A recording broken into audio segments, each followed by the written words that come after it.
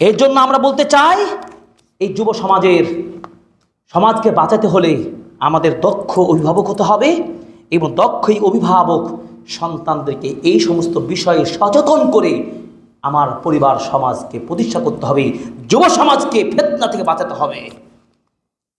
কারণ যুব সমাজ আমাদের একটা দেশের, একটা পরিবারের, একটা দেহের মতো শক্তি। এই সমাজ যদি ধ্বংস হয়ে যায়, পুরো রাষ্ট্র ধ্বংস হয়ে যাবে, সমাজ নষ্ট হয়ে যাবে। এই শক্তিশালী পাওয়ারফুল টিম যুব সমাজকে কখনোই আমরা ক্ষতিগ্রস্ত করতে পারি না। এদেরকে এই বিপদ থেকে উদ্ধার করার দায়িত্ব আমাদের। এই বিপদগ্রস্ত যুব সমাজের বিপদে যাওয়া, বিভ্রান্ত হওয়ার, বিচ্যুতি ঘটার কারণগুলোকে আইডেন্টিফাই করাই সমাজের বর্তমান সময়ের দাবি হয়েছে। এজন্য আমরা খুতবার মাধ্যমে দ্ব্যর্থহীন কণ্ঠে সেই বিষয়গুলো তুলে ধরতে চাই।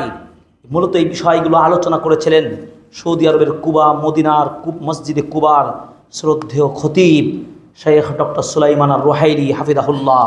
তিনি মদিনা বিশ্ববিদ্যালয়ের শরিয়া বিভাগের প্রফেসর, সিনিয়র প্রফেসর। বর্তমানে সৌদি আরবের সবচেয়ে টপ লেভেলের উঁচু মাপের যে সমস্ত কয়েকজন মুফতি বিদ্যানা আলেম রয়েছেন, তিনি তার মধ্যে একজন। যদি হজ উমরা করতে যান, মসজিদ নববীতে দেখতে পাবেন সেই শায়েখ এখনও জীবিত রয়েছেন। তিনি মসজিদ নববীতে তিনি নিয়মিত দাস দেন। ডক্টর সুলাইমান রুহাইলি এই ব্যাপারে তিনি একটা বই গ্রন্থ রচনা করলেন, ইনহেরাফুশ শাবাব, যুবকদের বিচ্যুতির কারণ এবং তাদের পরিত্রাণের মুক্তির উপায়।